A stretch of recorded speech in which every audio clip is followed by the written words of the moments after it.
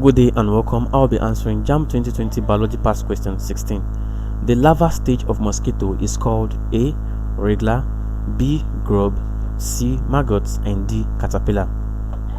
Now, like we know, mosquito are vectors. That is, they are disease-carrying organisms. They are vectors, and they undergo what we call complete metamorphosis. They undergo complete metamorphosis, unlike cockroach that undergo incomplete metamorphosis. But in case of mosquito, they undergo complete metamorphosis, and this begins from the what? From the egg stage to the larva, from the larva to the pupa, and from the pupa to the imago. Now, the larva stage of mosquito is called the wriggler.